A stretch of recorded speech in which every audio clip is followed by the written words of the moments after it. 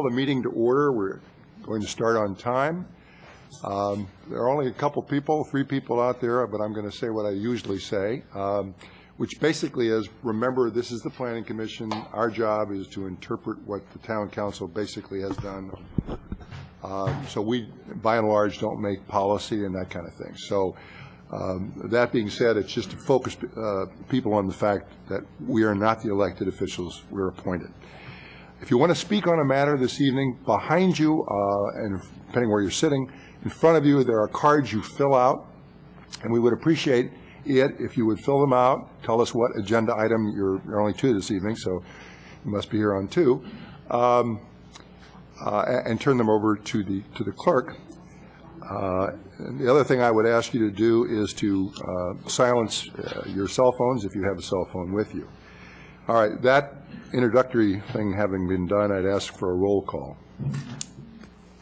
Thank you, Mr. Chair. Commissioner Erickson? Here. Commissioner Jensen? Here. Commissioner Sayak? Here. Commissioner Machichi? Here.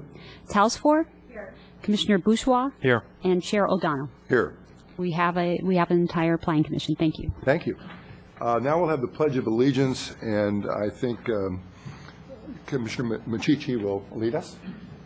I pledge allegiance to the flag of the United States of America and to the republic for which it stands, one nation, under God, indivisible, with liberty and justice for all. Okay, the next item we have is the approval of the minutes of March 25th. Is there any discussion or a motion on that? Yes, I want to speak to you. Please do.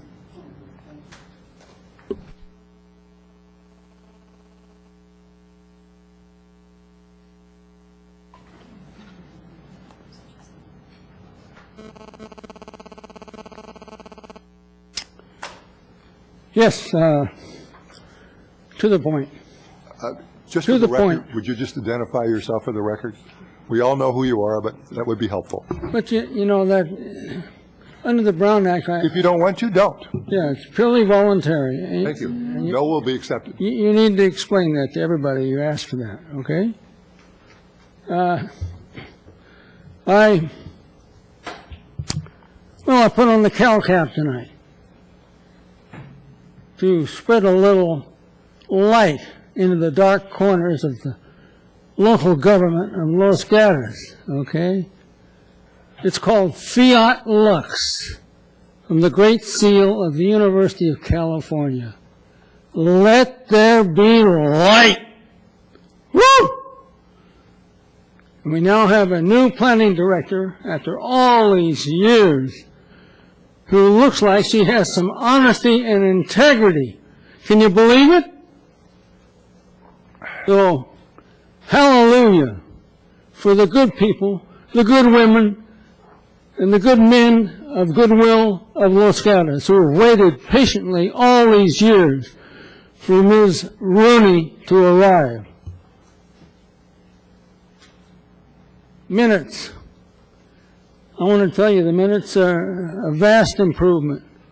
That's all. That's what I wanted to say about the minutes, okay? It's wonderful to have minutes that actually say what was said. Unbelievable. Maybe we'll get this town turned around. Maybe. Maybe. Thank you. All right. So going back to, do we have any discussion or a motion? Commissioner Machichi? I'm recusing myself. All right. Commissioner Sayak? I move to approve the minutes of Wednesday, March 25. There's a second. Commissioner Talesmore? I second that motion. Any discussion? All those in favor? Aye. Aye. So there are 5 votes in favor and 1 abstention from Commissioner Machichi, who was not present at the meeting. Is that correct? 6 and 4. I'm sorry, I can't count. 6 and 1. Okay. Written communications. Do we have any written communications? No, we do not. We have no requested continuances, and now I would ask for subcommittee reports. Commissioner Bourgeois, we had a meeting this evening you might report on. Sure. The General Plan Committee met immediately prior to this meeting to discuss some changes to the below market price housing, the ordinance, and the resolution. And the committee had numerous comments. They're going to be revised and sent back to the committee and eventually to the Planning Commission. Other subcommittees? Mr. Erickson? The Historic Preservation Committee has met twice since our last meeting. We met on April Fool's Day, April 1st, but had a quite serious meeting. There was a minor historic architecture and site application for a property at 204 Edelin Avenue. That was a request to approve an addition to the first floor of a single-family residence, and the committee satisfied the consideration it had to take and approved the site application, and it was within, as I understand, within the jurisdiction of the committee to approve that architecture and site application. So that was done. On the 15th, there was a architectural site application requesting the approval of some exterior alterations and an addition and a removal of a second unit at 236 Bean Avenue, which the committee decided to continue to its next meeting to ask the applicant to look at some alternatives to soften the front entry and to provide some details on a bay window structure that was kind of that appears to be a potential variation from the architectural style of the house. So they wanted some greater details. It was also so it was continued until the next meeting. Then there was a informal study session with a property on Tate Avenue, where they want to do some additions to it, that they were asking some advice. And then a very interesting discussion about the appropriate use of alternative materials on historic homes and in homes that are in the historic district. That is an ongoing conversation in terms of what sort of alternative materials would be acceptable under what conditions to use that would still meet the requirements of either a historic home or a historic district, the requirements. Thank you very much. Any other committee reports? There being none, the next item would be verbal communications from the audience on matters not on our agenda. Citizen Ray?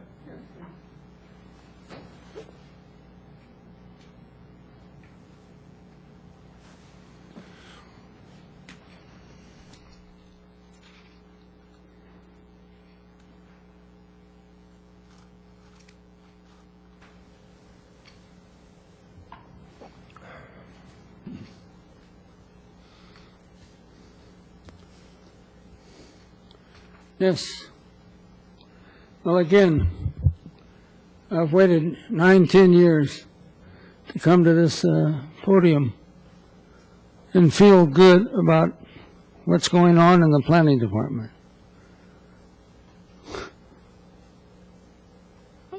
If you don't mind, I'm going to bask in the warmth of Ms. Rooney being here. And Looney Tune Lawrence is gone. Woo! Unbelievable. You know that, man, everything was a PUD, okay? A PUD. And I called them not Bud Lords, but Pud Lords. But every time there was a land use application, it was a PUD. Courtesy of Lords. And it was used with nothing but to evade the constraints, the normal safeguards of the public documents like zoning, hillside specific plan, general plan, etc. It was his way out of scheming and conniving with the land use applicants to achieve what they want and what Lords wanted and what the community did not have any interest in, as expressed in public documents. So it's a glorious moment, okay? A few more seconds. But all is not 100%, okay? what we've seen is the town council of Los Gatos attempt to abscond with the public funds that come from the RDA, the Redevelopment Agency, which is a very precise area of the town. Almond Grove, downtown business, et cetera, et cetera. A special fund created specifically to help that area solve its many problems. And it was done 10 years or so ago. But now, the town council, in their infinite dishonesty, have voted to steal the funds from their RDA and use those funds to build a new hospital, which is 100% prohibited by the RDA Enabling Act. Okay? So what are we going to have to do? We're going to have to go to the grand jury and complain, and I will do that. The only question is, will it be a civil grand jury or a criminal grand jury for theft? So stay tuned. Stay tuned, everybody. All right. We have 2 items on our agenda this evening, and I've been asked to flip the agenda. The item that we're going to consider next is the 5-year capital improvement program, which I understand will be very short. This should not be a great inconvenience to item number 1. So I will ask the staff then if you will comment on the 5-year capital improvement program. Thank you, Mr. Chair. We have City Engineer Kevin Rohani, who will be presenting that to you tonight. Thank you. Chairman O'Donnell, members of the Commission, I'm pleased to present to you this evening the Capital Improvement Program for the fiscal year 2009-2010. As we have seen over this past year with the economic downturn, a lot of our projects have been scaled back or postponed into the future years. The report has all of the detailed projects that you have. I will highlight some of them very briefly, and I'll be happy to answer your questions. Some of the projects that we are actively working on, and I'm sure you've seen and heard about it currently, is our capital project for rebuilding actually the new police operation building on Los Gatos Boulevard. That project was designed, bidded, got awarded last year, is currently under construction. We anticipate by fall of this year that project will be finished, and police operation division of our Los Gatos Montesino Police Department will be moving on Los Gatos Boulevard. Still, the administration will be kept at the Civic Center complex, but the police operation will be moving, and project you might have seen along the boulevard is coming along, framing and various aspects of it, and over the next few months there will be a lot of activity. Our largest capital project that we are involved with at this point is the new library project. Again, as you know, this has been in the planning stage for several years as a part of the Civic Center Master Plan, and the library project is currently under design, and in the fiscal year 2009-2010, design will be completed. We anticipate by summer of next year, roughly this time next year, that project will go out to bid and construction to begin approximately summer of 2010. And that is the new library. Again, it's going to be off of Villa Avenue, just to the left of us. It's going to be a 2-story building, very beautiful building, and we are working with several departments in the town towards the finishing up the design and the detail and construction documents.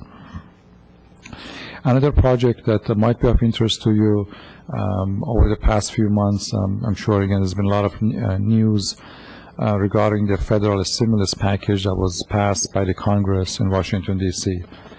With basically federal grants given to various states and cities for infrastructure improvements. Town of Los Gatos, as a part of that, has received $529,000, a federal grant, which we are using to improve the project at the intersection of University Avenue and Blossom Hill Road. That intersection you might be aware of, is not our best functional intersection, does not have dedicated left turn lane. There's been a number of accidents. Our pedestrian traffic is not, we don't have continuous sidewalks there, and so also the bike lanes. So the project addresses a number of deficiencies that we have at that intersection by providing a dedicated left turn, bike lane, improved pedestrian facility. We will be installing a new traffic signal, and that is a very old signal that is somewhat dysfunctional. We'll be installing that, and at the end of the project, we will be resurfacing the intersection with new signing and striping.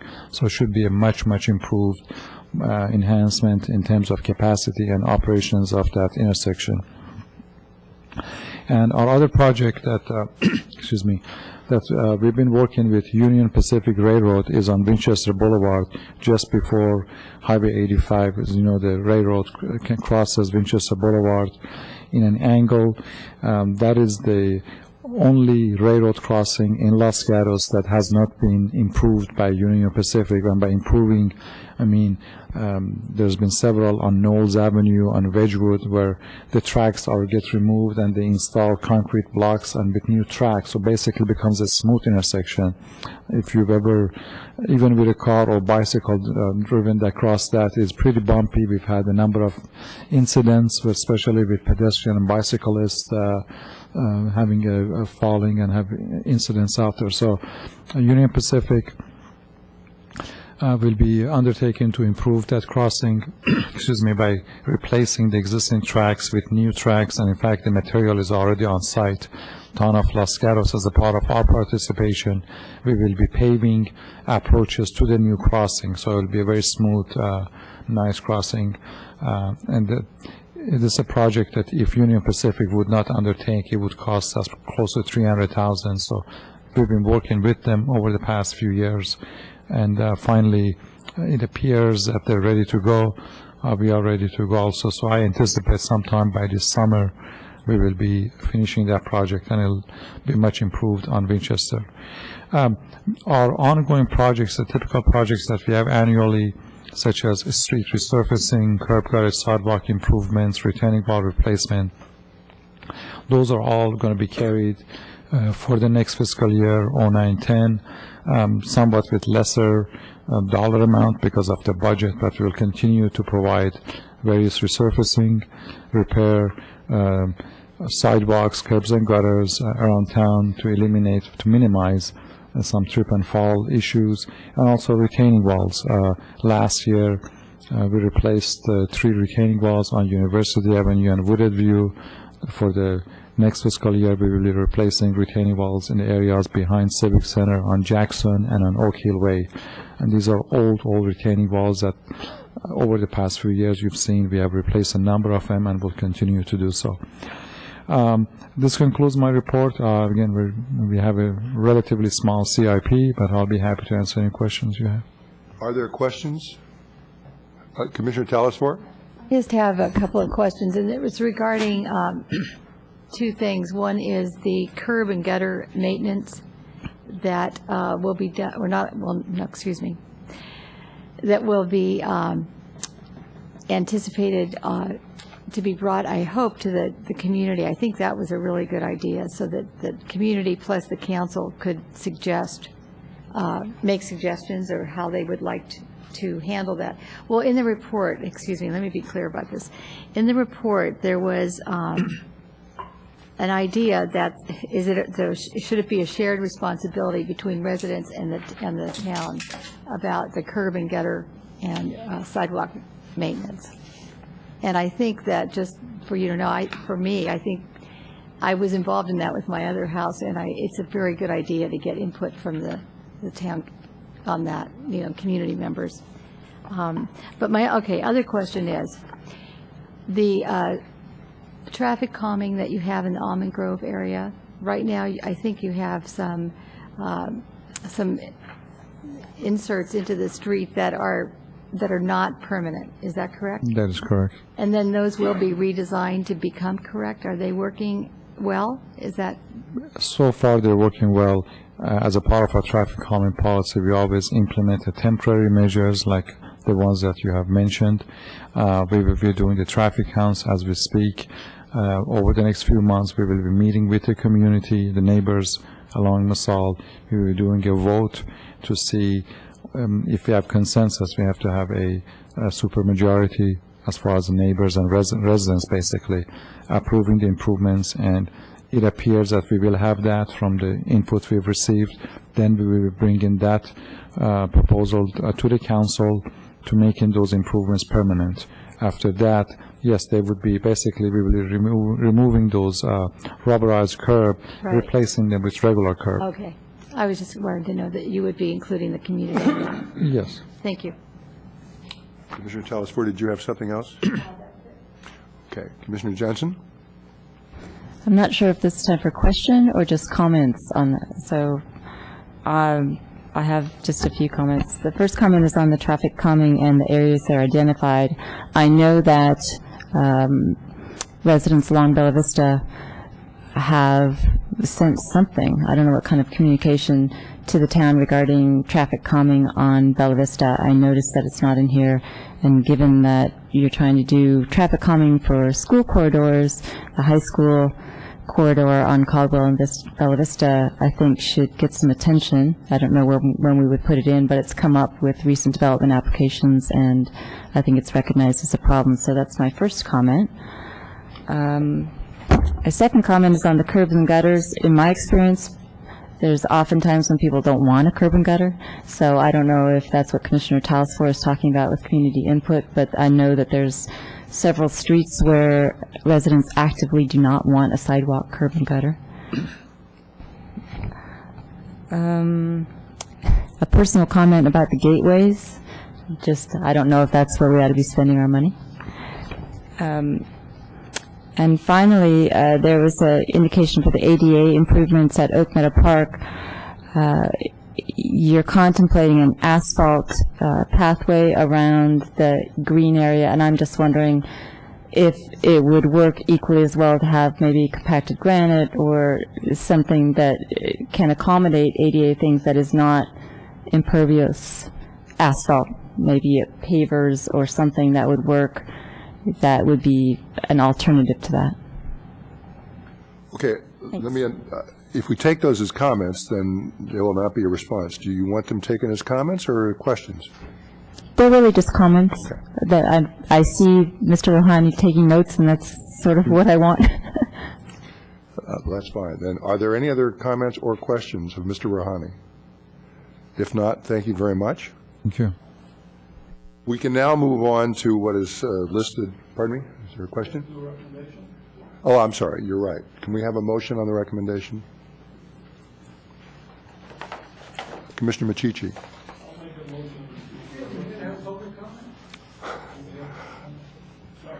I'll wait for my motion. You're right. Citizen. Pardon? Citizen. I'll accept that promise. Citizen Ray. That's okay.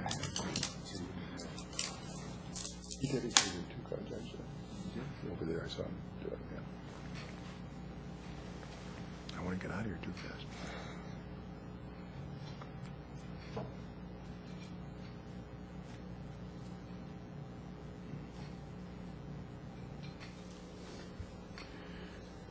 Well, I can understand why you would forget about the public portion of the meeting. There are no homeowner associations in this town for representatives to come down and promote the public good. There's not one organization. And tonight, who's here? A couple of folks I don't know. And me. It's unbelievable. Unbelievable. But I will always try, okay? And my comments to this man here is one of his projects that he has delineated in his report, the library facility, is complete with comments that are so erroneous is not to be believed. Mr. Rouhani states that 18 million of funding for the library will come from the GFAR, General Fund Reserve. And as we all know, if you watch the town council, or if you read anything about what goes on in Los Gatos relative to the library, the funding is not going to come from the general fund. It's going to come from stolen funds from the RDA. Now, get it straight, Rouhani. It's the least you could do. Also on striping. The striping he talks about as if it's in the future. Well, the striping was done 2 weeks ago. The whole town. And I had some interest in that, okay? One significant area was left undone, but I've been promised it'll be done in August. And that is the stripes on Los Gatos Boulevard between Lark and Blossom Hill. At night and in the rain, you don't know where you are, because all you have is the bumps, the dots. You have no paint, you have no reflectors. It's unbelievable. But the man in charge, Mr. Capurso, has told me promised it'll be done to finish up the striping in August, okay? Well, there you are. Citizen Ray, hey, what do you say? Citizen Ray! I do the best I can. One-man gang here in Los Gatos. One man! All right, I think Commissioner Machichi, were you making a motion? Yes. I find that the projects in the 2009/10/2013/14 CIP consistent with the general plan, no site-specific plan, and central Los Gatos redevelopment plan, and I'll make a motion to recommend the town council to approve that. Is there a second? Yes, Commissioner Tallis, 4 seconds. Yeah, I'll second this. I do believe that, also just to point out, that the priorities that were reorganized from one year to another are appropriate and mostly have to deal with traffic calming and roads and repairment. So I think that's one of the reasons I'll support it. Other than that, thank you. It was very interesting. Other comments? Commissioner Erickson? Just a couple of, I would support the motion, but a couple of comments just for the record for the town council to consider. Over the next probably 3 to 5 years, we know that generally there's high degree of likelihood that there'll be 3, 4, 5 planned developments along Los Gatos Boulevard that the town will be faced with improving. It doesn't look like, so I guess part of the question, part of the consideration that I think the council should take is what sort of funding requirements will be driven by those PDs for public improvements in that area over that period of time. And while this is a general 5-year plan with a more specific 1-year plan, there's no clear evidence that there's any general plan for addressing what will likely be some public improvements that are associated with those PDs over time. Just a comment for the town's consideration. Council consideration. The second one is we've heard public testimony both with the PD that's at the corner of Los Gatos Boulevard and Gateway and the PD that's at the corner of Caldwell and Los Gatos Boulevard, that there are traffic issues in the neighborhood areas adjacent to it. While it's not appropriate to address those traffic issues inside of the planned development, outside of what the traffic policy of the town, meeting the traffic policy, seems like to me we've heard public testimony that there are general traffic issues to be addressed. So one consideration might be undertaking as part of the CIP a general traffic study for those areas, so that those things that have been brought to our attention could be addressed. Just comments for the council's consideration. Thank you. Are there other comments? All right, so we have a motion and a second. All those in favor, please say aye. Aye. Anyone opposed? So it's unanimous. Okay, now we can go on to item number 1, which is 2105 Foster Road. When this came before us previously, I recused myself, and I will again recuse myself. I represent the McCarthys, and they are the developer of the project, and because of that, I decided it would be best if I did not participate. So I will recuse myself, and Commissioner Bourgeois will act as chair. Thank you, Commissioner O'Donnell. We'll just give him a minute to leave the chambers before we proceed. Okay, item number 1. This is application S-08-87 at 2105 Foster Road. The applicant is Bill Kioki, sorry. All right. And they are requesting approval to construct a new single-family residence on property zone HR 2.5 PD. And we will start with a staff report. Thank you, Vice Chair Bourgeois. Suzanne Davis will be presenting the report tonight.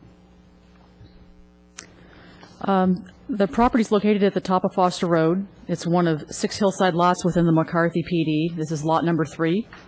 I know there was a little confusion last time with there appearing to be 2 lots. They have 2 assessors' parcel numbers on the property, and it is lot 3 of the PD itself.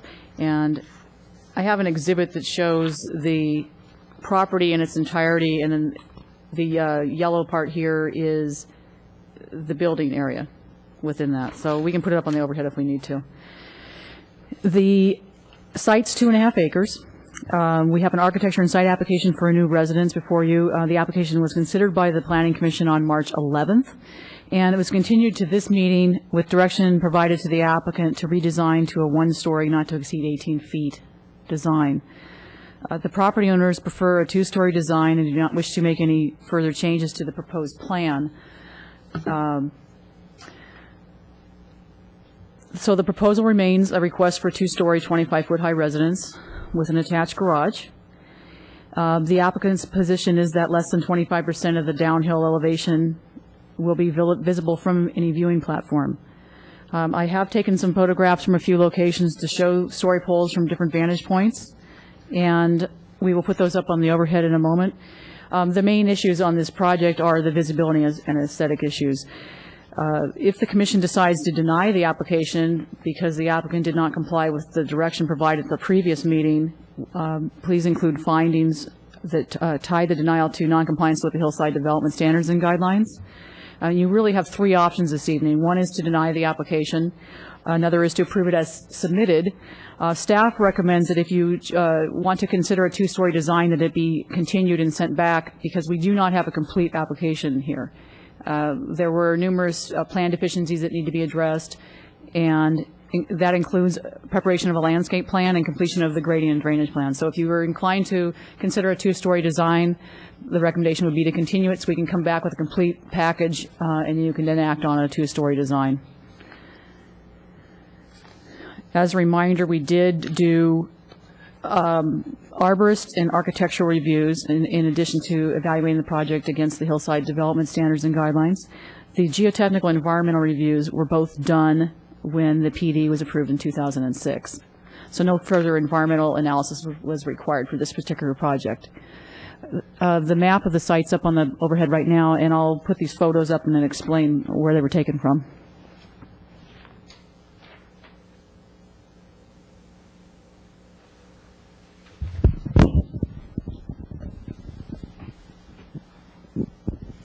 This one's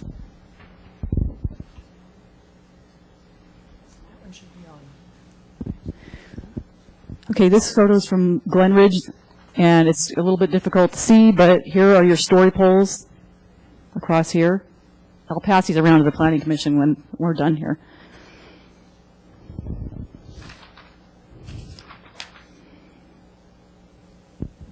This is the view from Los Gatos Meadows project on Wood Road.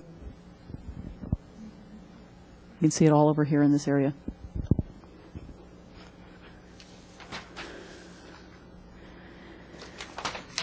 This is not quite at the viewing platform. This is a little bit south of it. This is right in front of the Acura dealer on Los Gatos Boulevard. And you can see the poles coming across here. It's pretty tough to see on the screen. If you go just 2 blocks north, down to the corner of Los Gatos Boulevard and Leroy, what happens is it opens up quite a bit more. You've got not just the roof line, but you've got the whole end of the house exposed.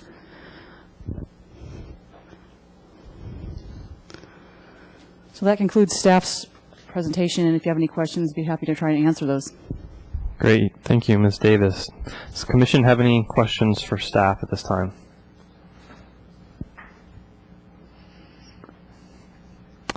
All right. I'm not seeing any questions of staff. I'm going to go ahead and open the public hearing. I don't have any cards at this time, so if you could submit them there. The applicant and the applicant's representatives will collectively have 5 minutes. And then anyone in the audience that wishes to speak, please submit a card and you'll have 3 minutes. And then the applicant will have time to rebut at the end. So if you wouldn't mind introducing yourself. Okay. And I'm Bill Keoki. I'm the applicant. I'm a friend of the owners, Mr. and Mrs. Singh. As we don't have a lot of time allotted to us, I'll get right to the point. And there are 3 principal points as to why we believe the Planning Commission should approve the Singh's house as designed, or perhaps with some minor modifications. They are open to that. Point number 1 is visibility. I saw these photographs, and some of these look like they were from a higher elevation. I suspect you could stumble through the mountains and find something eventually that would show it. But in terms of the viewing platforms and pretty much down in the flat around town, it is not visible. Mr. and Mrs. Singh's proposed home meets the requirements of the Hillside Development Standards and Guidelines. The proposed house is visible from just one of the town's named viewing platforms, and then only 13% is visible. We find it disturbing that no one on the Commission or in the Planning Department will address the facts specific to this parcel and proposed house. Rather, all we have heard are vague terms and subjective positions, such as from the staff's 422 report on page 4, section B, and I quote, "Applying the spirit and intent of the Hillside Development Standards and Guidelines, staff's position is that the home site is visible enough to warrant the 18-foot height maximum," unquote. What does that mean, spirit and intent, when you have a precise mathematical position in your guidelines? The town's regulations are very clear and precise. Less than 25% can be visible from a viewing platform. The proposed house is 13%. To date, no one from staff or this commission has articulated how this proposed house has been deemed visible. Mr. and Mrs. Singh deserve an explanation. We also agree with the statements made in Mr. Joe McCarthy's letter of April 3rd, which is part of your packet as Exhibit 13. In particular, we concur that any attempt to have a preemptive opinion that the entire PD is highly visible and thus no 2-story houses can be built is wrong. Each parcel must stand on its own, story poles must be installed, evaluated, and only then a determination made as to each parcel's compliance with the Hillside Guidelines for visibility. That is the process. We have followed it. We expect the town will do the same. Point number 2, neighborhood compatibility. In the Singh's letter to the Planning Commission dated April 7th, Exhibit 14 in your packet, a more detailed evaluation of the parcels is provided. In summary, there are 6 lots in the subdivision, as was pointed out. 2 have completed or near completed houses. 1 house is 2-story, the other is single-story. Based on the Hillside Guidelines for visibility, 3 of the lots, number 1, 3, and 5, are or would qualify for 2 stories. And 2 of the lots, number 2 and 6, would be limited to 1 story. It is not known at this time if lot 4 would qualify for a single-story house. Assuming lot 4 is a single-story house, the mix of houses for the subdivision would be 50-50 of 2-story and single-story houses, a mix similar to many area subdivisions. Finally, as you know, the town's consulting architect has determined that the house is well-designed, and his one minor recommendation has been incorporated into the plans. The last point, number 3, subdivision CC&Rs. All owners of the parcels in this subdivision are governed by its CC&Rs. Part of those CC&Rs includes an architectural review committee whose findings and determinations are binding on all property owners. The architectural review committee approved the Singh's 2-story house. Existing property owners' opinions that may be contrary to the architectural review committee's decisions must be given no weight or consideration by this commission in making a decision about any proposed house in this subdivision, including the Singh's house. We take no issue with those who spoke out against the Singh's proposed house on behalf of another owner, as they are allowed to exercise their freedom of speech per this country's constitution.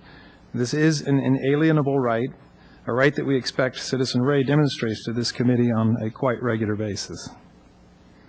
That said, the opinions of other owners must not be used by the Planning Commission in its evaluation and decision regarding the Singh proposed house.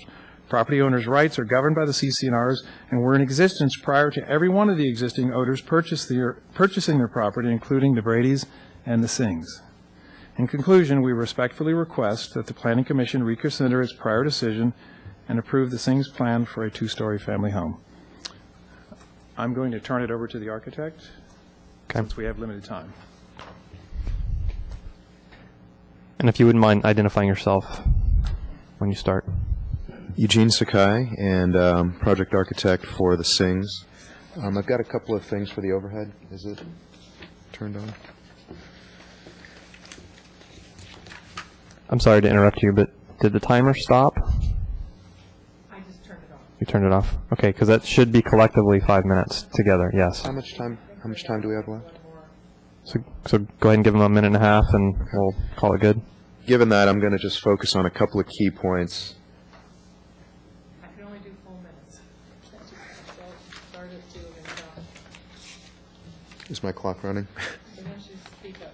Okay.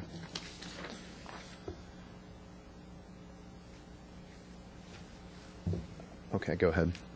What I've got up here is our site plan, and I just wanted to focus on a couple of key issues about neighbor relations and building a house that relates well to a pre-existing structure.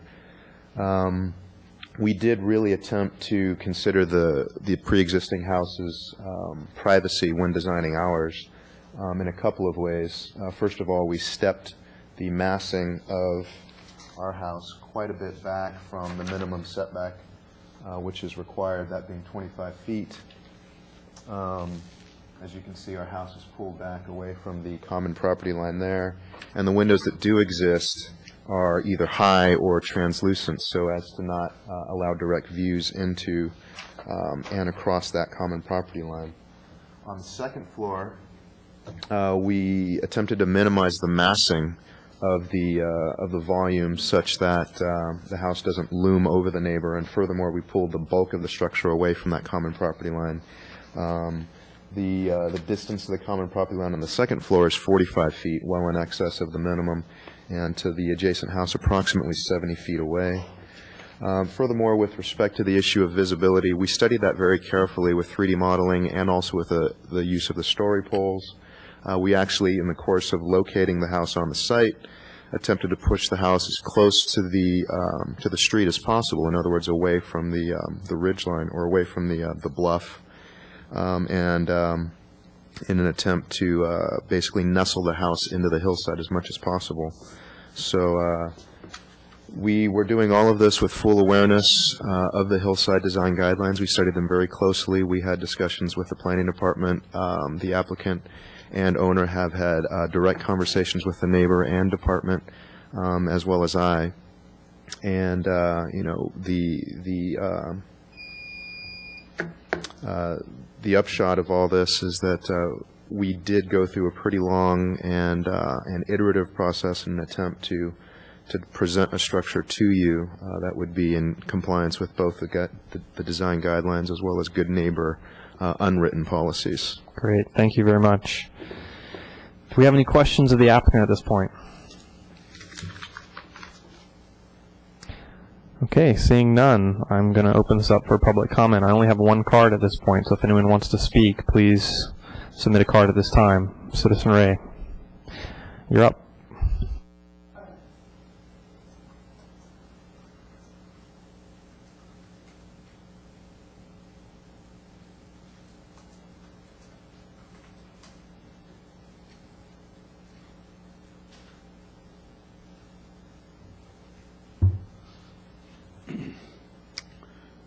Yes, first comment to Ms. Rooney.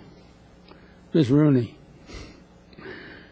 I continue to be disappointed that your department elects to make a recommendation. I've expressed my concern about that to you, and you know that I have not been able to find anywhere in the town code that gives you the power, the duty to do that. You are supposed to study the problems, the issues, and then inform the deciding body what you have found. And they have the sole purview of making a discretionary judgment. Now, that's not saying that you're not right. You are 100% right in your move to deny. But I think you ought to take a hard look at that in the future, okay?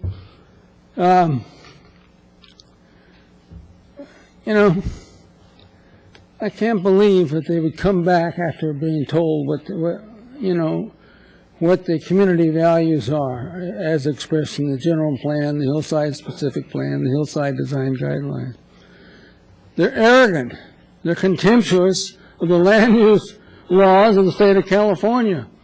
The land use laws stipulate that the applicant has a 100% burden of proof to your satisfaction that what they want to do is in harmony and consistent with the appropriate and pertinent public documents. How can he possibly do that? Impossible. Because it's a DeSantis 2 is what it is. It's rape, pillage, and plunder attempted on the mountainside of Los Gatos. Another DeSantis project, okay?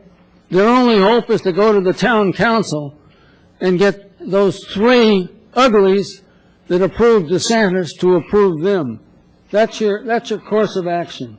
Don't try, in my opinion, don't try and destroy the integrity of the Planning Commission by your self-serving nonsense.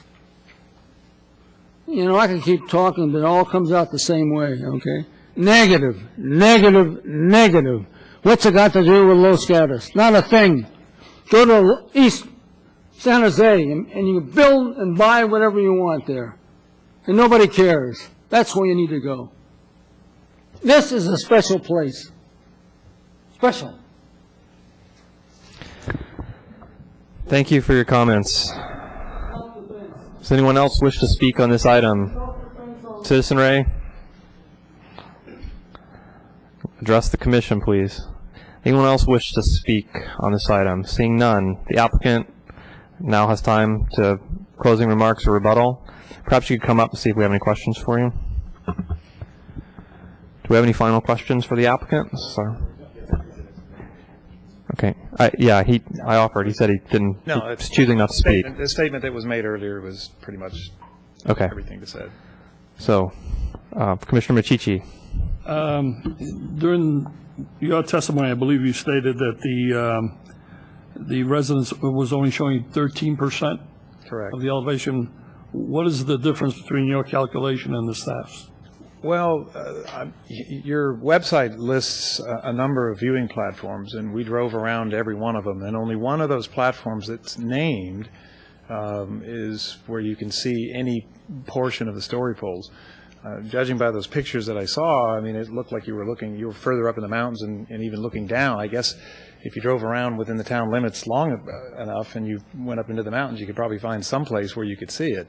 But in terms of down in town where you have your named viewing platforms, and we visited every one of them, there was only one at Los Gatos Boulevard and Blossom Hill that was visible. And photos were taken with a telephoto lens from the intersection, not either north or south, where it was defined, and zoomed in, and it was a very high-resolution image, and the architectural firm did the calculations, and it was 13%. Could I ask a question to staff in between? Could you enlighten us more on that, what platform was taken from and why ours is 25%? We didn't try to do a calculation on an exact percentage. The story poles that are up there right now are not indicative of every piece of the house. For example, those pop-out bays aren't part of the story poles. We tried to delineate the general bulk and mass of the structure. And it's difficult looking at the poles to say an exact percentage is visible versus not. The photos that we took, the one at the viewing platform and then the one taken just 2 blocks north of that, and you see the difference in the visibility between the Blossom Hill, Los Gatos Boulevard, and then the location at Leroy and Los Gatos Boulevard, as you move just a little bit north, it opens up the view quite a bit more.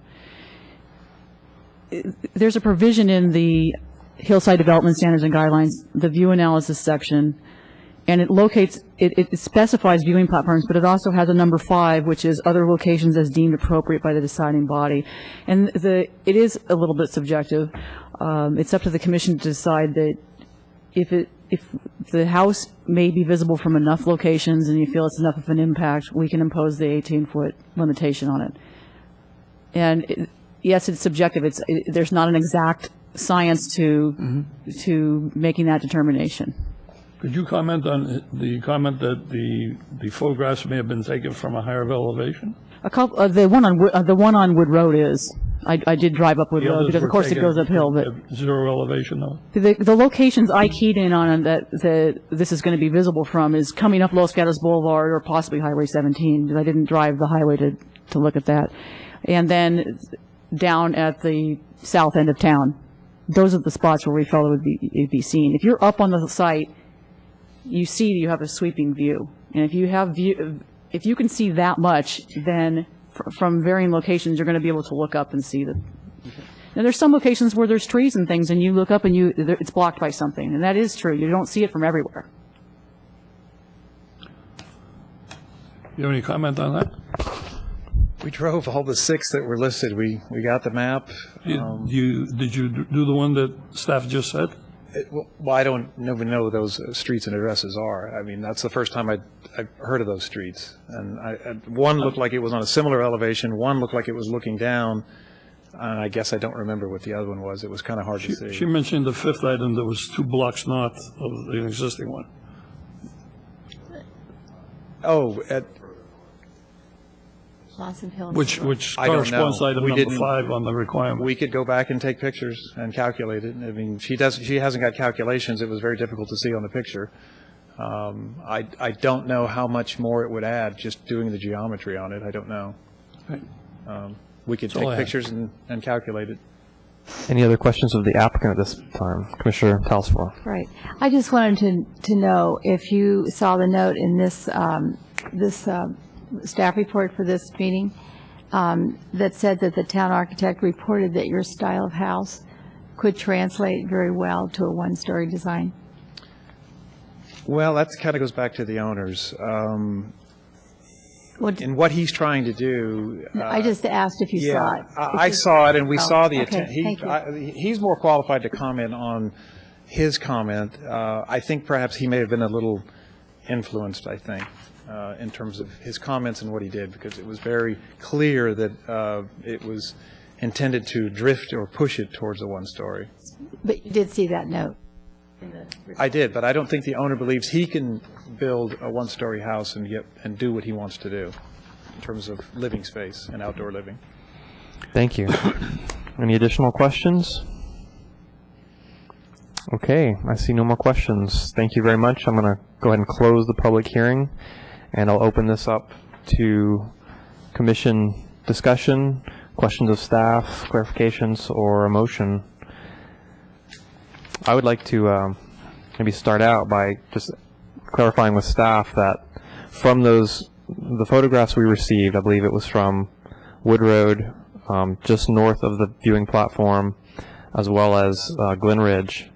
Is it staff's opinion that at those locations the visibility is greater than 25%? Yes. Okay. Thank you. And those photos were submitted as evidence here. Okay, so do we have any commission discussion or questions?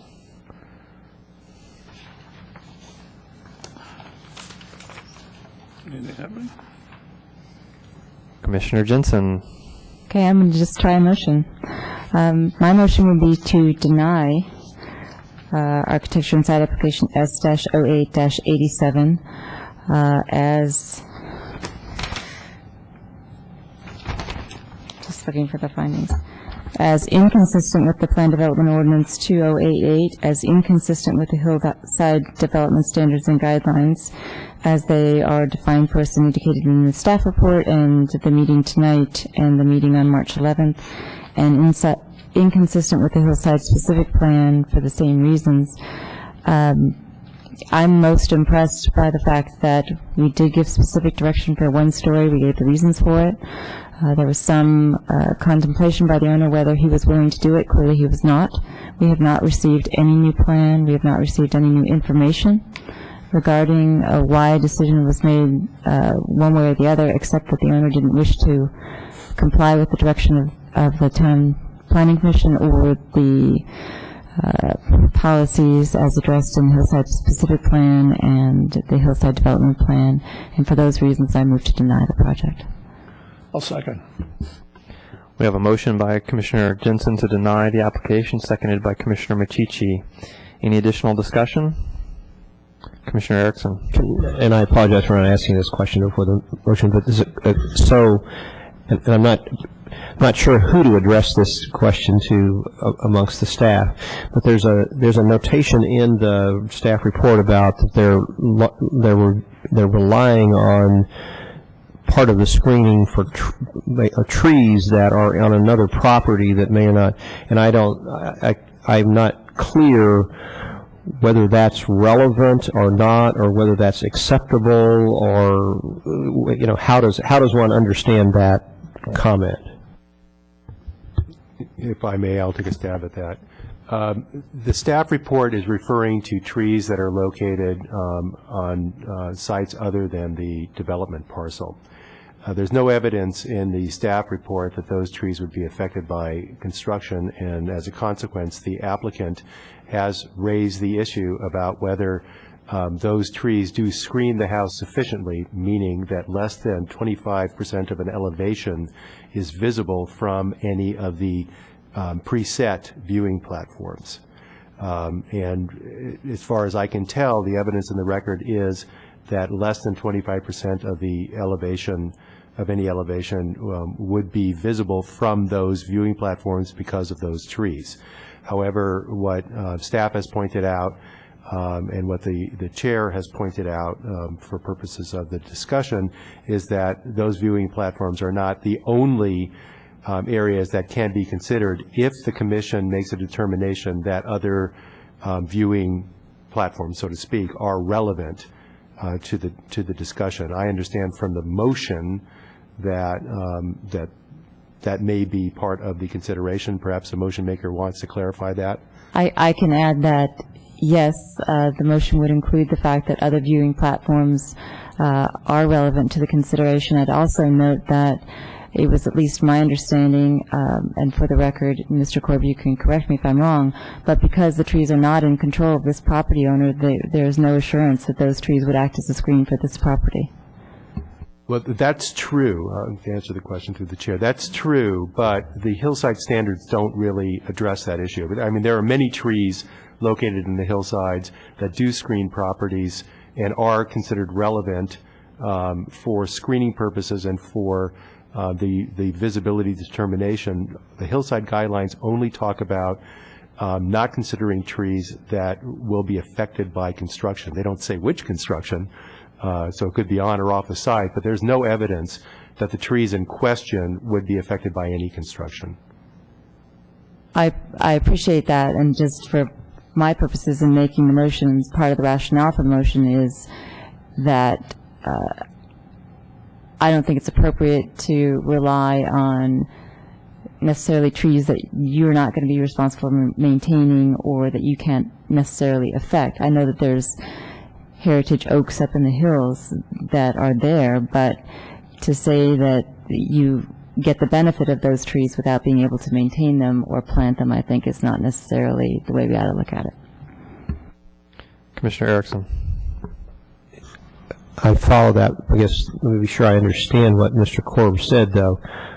We can't, since the hillside guidelines don't address that, we may not be able to take that into consideration. We may not be able to discount the effect of those trees on the screening. That's really my question. If you understand what I'm saying. Yeah, yes. Could we, so my question really is, can we discount them because they're not on another property, or are they permissible for the screening? They are permissible for the screening, just like any other tree located elsewhere, unless it would be endangered by construction. And again, that's the reason why staff did want to present the other locations to show how truly visible the property is from other areas in the town. That's what the hillside standards are intended to deal with, protecting. I'm sorry, protecting the natural beauty of the hillside areas for the benefit of the entire town, and that's why that Section 5 exists, in my opinion. And so just to be clear, I want to make sure that the motion includes the determination that to get very specific, on page 13 of the Hillside Standards under View Analysis, that we are using our discretion to determine other locations as deemed appropriate by the deciding body as a viewing platform to assess visibility. Yes. And the seconder agrees with that. All right. So is everyone clear on the motion? Commissioner Telesfor? I want it for the record just to be said that I support the motion based on that issue alone, that the new evidence tonight was the fact that there were numerous other viewing platforms that are now involved with this. So that's why I would support this motion. Any other comments? Seeing none, we have a motion on the floor. All those in favor, say aye. Aye. Aye. Opposed? None. Motion passes 6-0 with Commissioner O'Donnell recused. Appeal rights? There are appeal rights. Anyone dissatisfied with the decision of the Planning Commission may appeal the decision to the Town Council. The appeal must be filed within 10 days. It must be filed upstairs in the Clerk Department. There are fees for filing an appeal. All right, thank you. So that leaves us with any report from the Director of Community Development? Thank you. I do have just one item. You've probably heard this a number of times, but we're going to remind you again that on May 2nd, we will have our third community outreach meeting for the general plan update and handouts. That will be May 2nd, and it will run, it's a long day, from 9:15 to 5:15. We will have the community panel discussions. We'll have a community panel on Parks and Recreation from 9:30 to 11. Environment and Sustainability from 11:15 to 12:45. Senior Needs from 2 to 3:30, and Youth Needs from 3:45 to 5:15.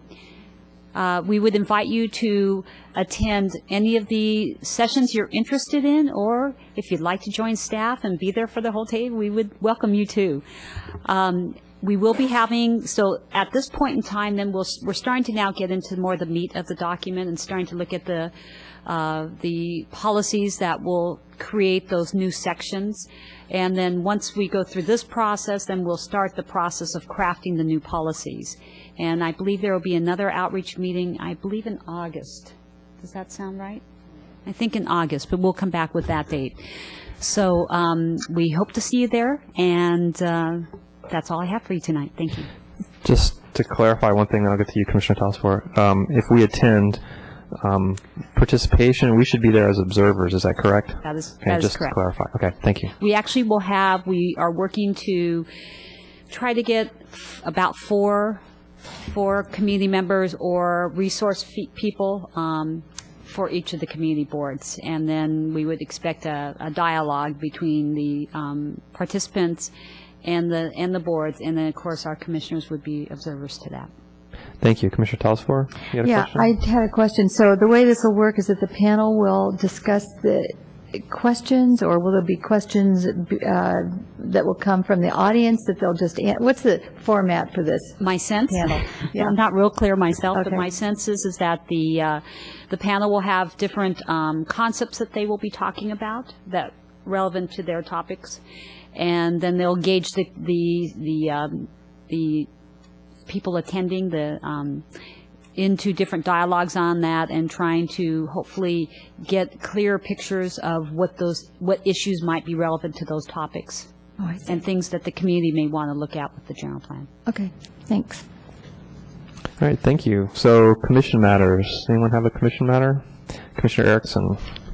Just for the record, I wouldn't presume to speak for the entire commission, but as the newest commissioner, I want the Director of Community Development to know and her staff to know that I find it helpful for the staff to draw a conclusion and make suggested recommendations in their reports, and don't feel like it influences my ability to make independent judgments on my own based on the information provided, but it's helpful, so I just want that part of the record.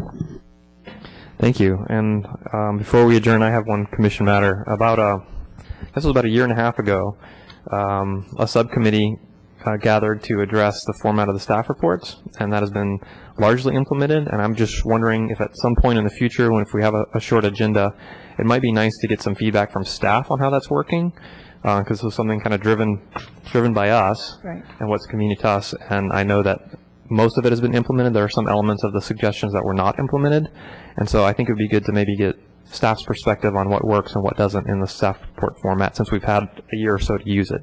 Great. We're actually hoping to have a mini retreat with the Planning Commission in the next couple of months. Staff is actually meeting probably in June. We're actually having 2 mini retreats within our department, and then one in our department and then one involving engineering and possibly fire, anyone that's involved in the development review process. Coming up with some items that we may want to address, where we're having some problems with being able to accomplish certain things. And then we'd like to have a retreat with the Planning Commission, and at that time would be a great time to discuss the staff report format as well as any other coordination issues. Great. Commissioner Telesfor. Yeah, on that same subject, Commissioner Bourgeois, if you can remember exactly what hasn't been addressed or implemented in the report, maybe we could pass that on to staff before that happens and they'd have that. I can't remember exactly. I know that you do, though. Thanks. Sure. We may have notes too. We can check, but we can touch bases on that. Okay. So once that gets scheduled, maybe we can coordinate on that issue. Sounds good. Great. All right. Thank you. Anything else? All right. Meeting adjourned. Thank you.